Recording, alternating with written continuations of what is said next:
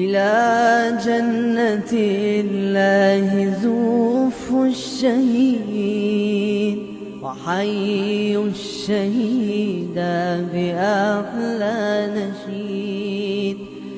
إلى المجد قد سار في همة فنال الأبي جنان المجيد. لدى الله حي ولا لم يمت بجانب حور الجنان سعيد. فلا تحسبن الشهيد بميت فما الحر منها كمثل العبيد. الحمد لله رب العالمين والعاقبة للمتقين والصلاة والسلام على أشرف الأنبياء والمرسلين. اما بعد، شهادت آرزوی کسانی است که میخواهند با تنی خونالود و سینه چاک به دیدار رب خود بشتابد، بهشتی برین را با پرهای رنگین با خون خود سیر کند و در آغوش حور الجنان آرام گیرد و رب خود را صبح و شام نظاره کند. بلی، چه نعمتی از این بزرگتر خواهد بود که رب العالمین به سوی بنده خود تبسم کند و از او برای همیشه راضی شود. بدون شک رضایت در میادین گرم جهاد و در زیر سایه شمشیرها و آتشخون پرها نهفته است که الله جل جلاله برای هر کسی استقامت در این چنین مسیر را نمی دهد، چنانچه الله جل جلاله جهاد در راه خود را فضل از جانب خود در قرآن کریم فرموده است. این فضل را به کسی بخواهم میدهم.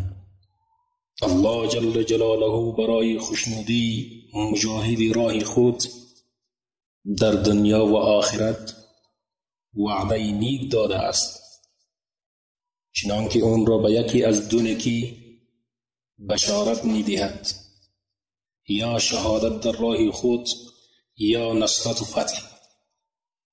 الله متعال کسانی را به این جهاد امر می کند که زندگی دنیا را در بدل آخرت بفروشند. یعنی مجاهد باید چشم به مال و متاع زودگذر دنیا نداشته باشد. همیشه در این مسیر باید امید پاداش و رضایت رب خود را داشته باشد، چون این زندگی دنیا برای مجاهد جایی نیست که بتواند اون همه بزرگی مجاهد فی سبیل الله را برآورده کند. فقط همان بهشت و رضایت الله جل جلاله است که مزد و ثمره این جهاد مبارک را تکمیل کرده میتواند و بس. برادران و خواهران مجاهدم، خواستیم در زمینه شهید و شهادت یک سلسله بیانات برایتان جمع آوری کنم که مربوط به شهدا و شهید است، تا باشد سبب اون شود که شهادت ها و زخمی های راه جهاد برای شما باعث آزردگی نشود.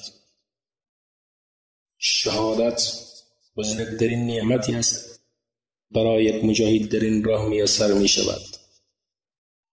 باید از شهادت در راه الله جل جلاله ناامیدی را در دل جا ندهیم، چرا که ما برای حصول و رضایت اون رب دست به این مبارزه زده ایم که خالق و صاحب همه کائنات است و الله جل جلاله به ما و جهاد ما محتاج نیست، بلکه این ما هستیم که به رضایت اون ذات حقیقی محتاجیم و الله جل جلاله راه رضایت خود را برای ما در قرآن کریم بیان نموده است. یکی از نزدیکترین راه به آن شهادت و کشته شدن در راه الله جل جلاله است. برادرانم، با خودتان کمی درباره مقام و منزلتی که الله جل جلاله برای کشته شدگان راه خود وعده داده است فکر کنید که من و شما کی هستیم و به چه اندازه از قدرت و حیثیت در برابر عظمت اون رب آسمان ها و زمین داریم. یک جسم و یک جانی که قدرت اون هم در دست من و تو نیست، با اندک مریضی دچار ملالت و سستی می شوید. با اندک درد گویا زمین و آسمان بر سر من فرو می آید. این جوانی که امروز به اون می نازیم روزی تبدیل به پیری خواهد شد که سالها به اون رفت آمد کرده ایم نمی شناسیم و حتی فرزندان و نزدیکان خود را هم نمی شناسیم. پس این چه حیات است و چه زندگی است که از ترس قربانی کردن در راه الله جل جلاله که خود مالک اون است دریغ کنیم و در قربانی کردنش در این راه سستی نماییم. ما خواسته باشیم یا نخواسته باشیم مرگ بر سراغ ما می آید و ما را به سوی اون ذاتی که خواهد بود که مالک ماست. ولی اینکه این مرگ در کدام حالت می رسد، این حالت جداست. بس چقدر خوب است که در حالت با رب خویش ملاقات کنیم که او از ما راضی باشد. بدون شک این بزرگترین نعمتی است که برای بندگان خاص خود الله جل جلاله اون را عطا می کند. از برادران و خواهران مجاهد و مجاهده از الله متعال می خواهیم که من شما را در راه خود قبول کند و من و شما را در راه خود شهید بگرداند. السلام علیکم و رحمت الله و برکاته.